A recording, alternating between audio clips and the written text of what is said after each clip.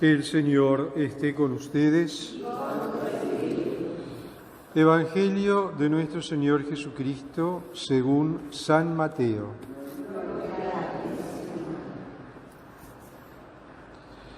Cuando Jesús se enteró de que Juan Bautista había sido arrestado, se retiró a Galilea y, dejando Nazaret, se estableció en Cafarnaún, a orillas del lago, en los confines de Zabulón y Neftalí, para que se cumpliera lo que había sido anunciado por el profeta Isaías.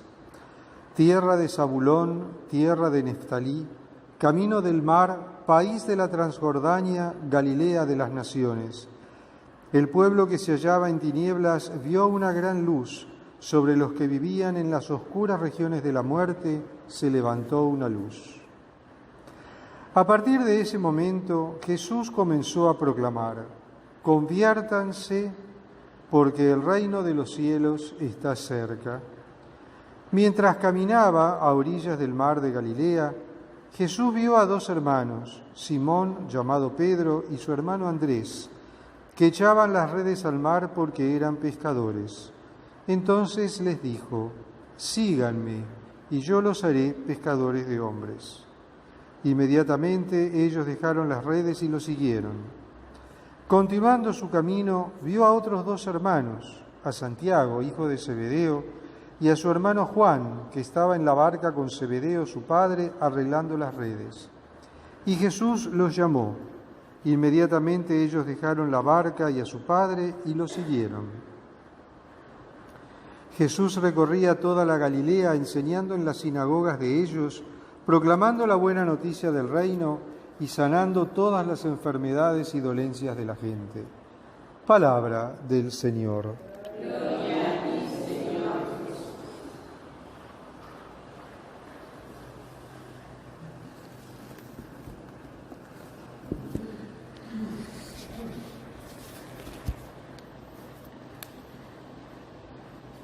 Una vez que se cierra la etapa de Juan el Bautista,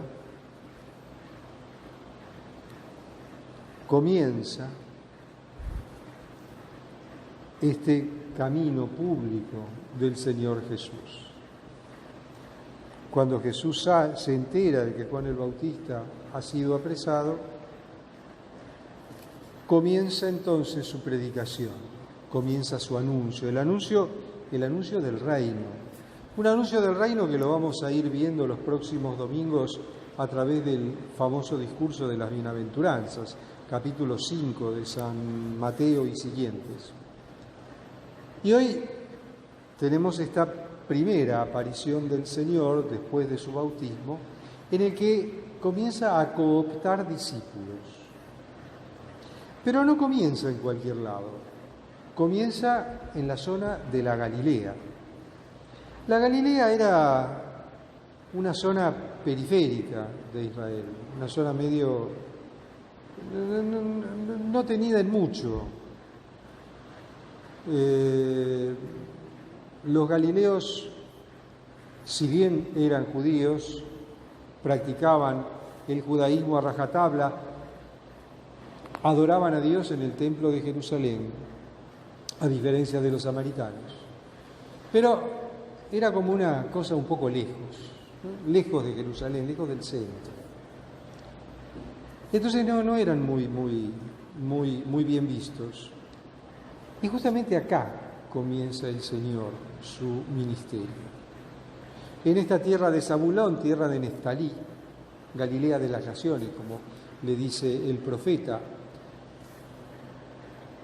Y aquí es donde coopta a sus primeros discípulos, galileos también ellos, Simón, Andrés, Santiago, Juan. Y estos discípulos tenían como oficio común el ser pescadores. La pesca era un oficio muy apreciado en aquella época porque evidentemente servía para alimentar a mucha gente. Y claro, no era un negocio muy rentable, sino que estaba sometido los avatares del clima, del tiempo, de las estaciones y de un montón de cosas, pero los pescadores eran apreciados. Y a veces tenían estas pequeñas mini empresas, ¿no? Que eran empresas familiares.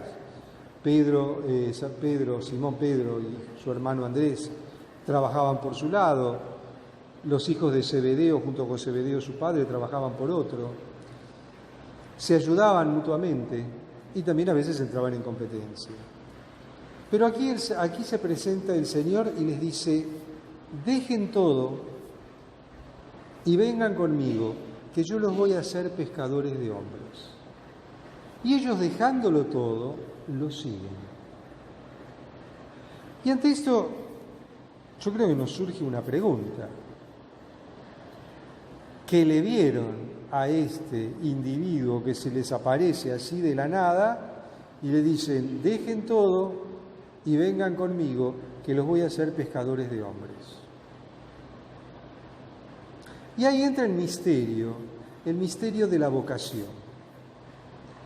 Un misterio de la vocación, que es un misterio en el que intervienen dos factores fundamentales. Por un lado, el Espíritu Santo, que actúa en el corazón de la persona y lo llama. Y por el otro lado, la persona, que tiene la libertad de decir que sí o que no. Andrés y Simón, Santiago y Juan, podían haberle dicho a Jesús: seguí tu camino, gracias, nosotros estamos acá muy bien, con nuestras redes, con nuestras barquitas y con nuestros peces. Y sin embargo no. Fueron dóciles, fueron flexibles al llamado del Señor. Dejaron todo y lo siguieron. Pero el misterio de la vocación no acaba aquí, porque el Señor llama, uno responde, pero también la respuesta a la vocación de Dios es una respuesta permanente, constante, es un día a día. No es una respuesta que se da una vez y dura siempre. Sí, yo doy la respuesta una vez y es para siempre, pero ese para siempre lo tengo que ir alimentando y construyendo con mi fidelidad día a día. Porque yo puedo prometer muchas cosas, pero después, cuando vienen las dificultades de lo cotidiano y empiezo a flaquear, es muy fácil mandar todo a monte y rumbear para otro lado.